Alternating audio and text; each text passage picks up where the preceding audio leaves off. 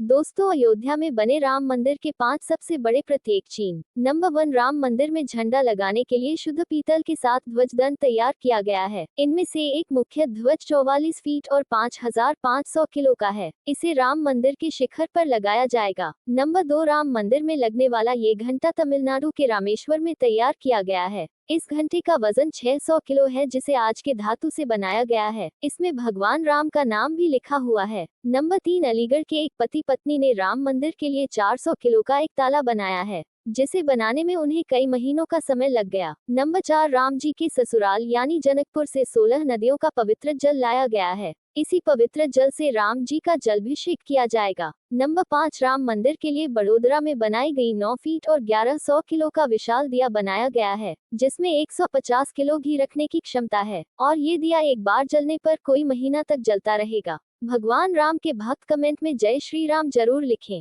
दोस्तों, अयोध्या में बने राम मंदिर के 3 सबसे बड़े उपहार। नंबर 1, यह अयोध्या में बने भव्य रेलवे स्टेशन जो रामलाल के मंदिर के पास बनाया गया है। सचमुच कहे तो पूरा अयोध्या में प्रभु श्री राम दिखाई देते हैं। Number 2, Shri Ram international airport जो अयोध्या में है। इसका उद्घाटन प्रधानमंत्री के द्वारा कर दिया गया है, जिससे पूरे देश के लोग अयोध्या आराम से आ सकते हैं।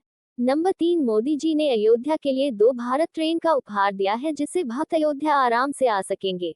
दोस्तों, भगवान राम के भक्त कमेंट में जय श्री राम जरूर लिखें। दोस्तों, आखिर वानर मरते समय क्यों नहीं दिखाई देते हैं? बंदरों का यह रहस्य भगवान प्रभु श्री राम जी से जुड़ हुआ है। ऐसा इसलिए है क्योंकि बंदरों की मृत्यु के बारे में उनको 1 हफ्ते पहले ही मालूम हो जाता है। इसके बाद वह बंदर अपने समूह से दूर होकर अकेले ही रहने लगते हैं और इसलिए जब बंदर की मृत्यु होती है तो वह दिखाई नहीं देते हैं। एक तरफ से देखा जाए तो एक कथा में प्रभु श्री राम जी ने वरदान दिया था कि वानरों की मृत्यु के बारे में उन्हें 1 हफ्ते पहले ही मालूम चल जाएगा और मृत्यु के बाद शरीर देवकों का खाना बनेगा। इसलिए एक बंदर अपनी मौत से पहले ही अपने शरीर को देवकों के हवाले कर देते हैं। अगर किसी बंदर की मृत्यु किसी तरह से हो जाती है तो उनके साथ ही बंदर अपने साथ ले जाकर देवकों के हवाले कर देते हैं। भगवान राम का बेस्ट कमेंट में जय श्री राम जरूर लिखें।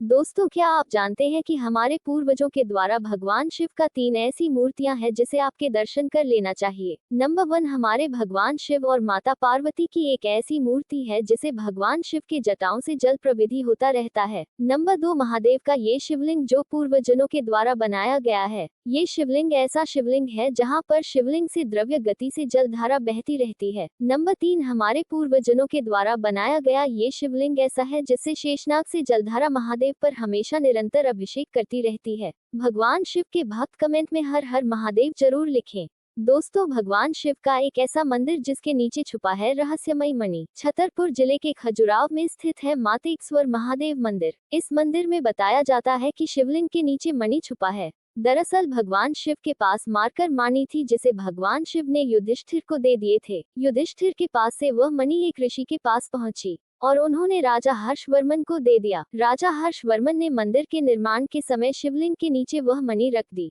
कहा जाता है कि तब से मणि शिवलिंग के नीचे ही है। इस मंदिर में शिवलिंग का आकार हर साल बढ़ता रहता है। मुगल सैनिकों ने खजुराहो स्थापित कई मंदिरों को तोड़ दिया, लेकिन जब भी मुगल सैनिक इस मंदिर के पास पहुंचते तो उन्हें अपने आप आंखों से दिखाई नहीं देना बंद हो जाता था। कहा जाता है कि शिवलिंग के नीचे मार्केट मणि छुपी हुई है। भगवान शिव का भक्त कमेंट में हर हर महादेव जरूर लिखें। दोस्तों, एक बार की बात है जब एक मुस्लिम आदमी अपने भेड़ बकरियों को चराते चराते बहुत दूर निकल गया। ऊपर पहाड़ पर उसे एक साधु मिले। कहा जाता है कि कुटा के दयालु स्वभाव से साधु ने उसे एक कोयले भरकर थैला दिया। उसके बाद कुटा घर आया तो उस थैली को देखा तो उस थैली में कोयला की जगह सोना भरा हुआ था। उसके बाद अगले दिन कुटा उस स्थान पर गया, तब वहां पर साधु नहीं थे बल्कि वहां पर एक गुफा था। कुटा जब उस गुफा के अंदर गया तब उसे वहां पर एक बर्फ से बनी शिवलिंग दिखाई दी जो दूर से चमक रही थी। उसके बाद कुटा घर आया और पूरे गांव में इस बात को फैला दिया। कहा जाता है कि इस घटना के 3 साल बाद अमरनाथ यात्रा शुरू हुई। दोस्तों, भगवान शिव को भक्त कमेंट में हर हर महादेव जरूर लिखें। दोस्तों, 5000 साल बाद कैसे दिखता है श्री कृष्ण का घर? भगवान श्री कृष्ण का ये घर नंद गांव में स्थित है। आश्चर्यचकित की बात यह है कि अगर आप इस घर में प्रवेश करते हैं तो वैसे ही श्री कृष्ण के सभी परिवारों से दर्शन हो जाता है। थोड़ा और अंदर जाएंगे तो आपको वह जगह दिखाई देगा जहां पर श्री कृष्णा पहली बार माखन चोरी किए थे, और इसी जगह पर से श्री कृष्णा सभी मटकों में से दही खाते थे। उसके बाद माता यशोदा का रसोई आता है जहां पर माता यशोदा खाना बनाती थी। माना जाता है चैतन्य महाप्रभु ने इस महल का पूर्ण निर्माण करवाया था। साथ ही इसके दीवार पर कुछ ऐसा लिखा है जिसे आज तक कोई समझ नहीं पाया। दोस्तों, भगवान श्री कृष्ण के भक्त कमेंट में जय श्री कृष्णा जरूर लिखें। दोस्तों, अयोध्या में बनने वाले राम मंदिर के 3 जिस्म की तैयारी जोरों जोरों से चल रही है, जिसमें से पहले नंबर पर आता है राम जन्मभूमि से आया यह अक्षत कलश के पीले चावल, और सभी के घरों तक राम नाम का कार्ड पहुंचा जा रहा है। ये कार्ड जल्द ही आपके घर जाएगा। अगर आपके घर चला गया है तो कमेंट में बताएं। नंबर 2, राम मंदिर के उद्घाटन के दिन राम जी की विशाल रंगोलियां बनाई जाएंगी जो अयोध्या की खूबसूरती बढ़ाएंगे। नंबर 3, 8 लाख रुपए का ये 4.5 किलो का विशाल नगाड़ा बनाया गया है जो उद्घाटन के दिन बजाया जाएगा, और इसकी पूरा गूंज अयोध्या में गूंजेगा। रामबाग कमेंट में जय श्री राम जरूर लिखें। दोस्तों, अंतिम संस्कार के बाद नहाया क्यों जाता है? अक्सर हम सब जानते हैं कि अगर कोई व्यक्ति अंतिम संस्कार में जाता है तो वह आने के बाद नहाते हैं या शमशान घाट पर नहा लेते हैं, लेकिन ऐसा क्यों है? देखिए, ऐसा करना धार्मिक और वैज्ञानिक कारण दोनों है। धार्मिक कारण, शमशान घाट पर हमेशा शमशान जाने से नकारात्मक ऊर्जा का प्रभाव पड़ता है। जो व्यक्ति कमजोर होता है उसे कुछ हानि पहुंचता है, इसीलिए नहाया जाता है।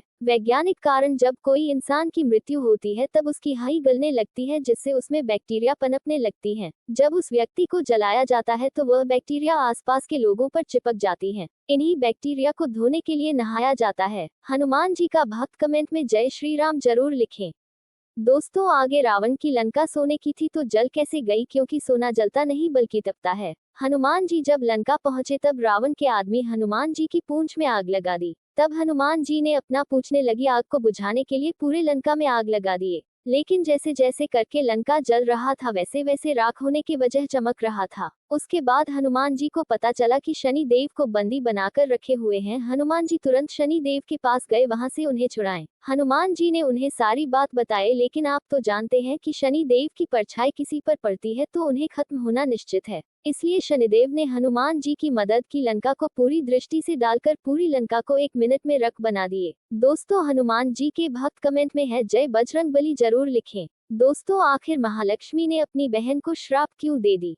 माँ लक्ष्मी की बहन अलक्ष्मी थी जो वह अक्सर अपनी बहन से मिलने जाया करती थी, लेकिन वह हमेशा उस समय जाया करती थी जब भगवान विष्णु के साथ समय बिताया करती थी। ऐसे ही एक बार अलक्ष्मी अचानक माता लक्ष्मी से मिलने जाती है तो माता लक्ष्मी को अच्छा नहीं लगा, तो उन्होंने कहा तुम मेरे पति और मुझे अकेले क्यों नहीं छोड़ देती? तब अलक्ष्मी ने कहा मेरा कोई पति नहीं है, ना ही कोई मेरा प्रार्थना करता है, इसलिए तुम जहाँ जाओगी मैं तुम्हारे साथ जाऊंगी। इतना सुनते ही माँ लक्ष्मी क्रोध में आकर उन्हें श्राप दे दी कि मृत्यु के देवता तुम्हारे पति होंगे और जहाँ भी गंदगी, अहिंसा और लालच होगा वहीं पर तुम्हारा वास होगा। दोस्तों, इसीलिए कहीं माँ लक्ष्मी रहती हैं और कहीं अलक्ष्मी रहती है। माँ लक्ष्मी के भक्त कमेंट में जय माँ लक्ष्मी जरूर लिखें।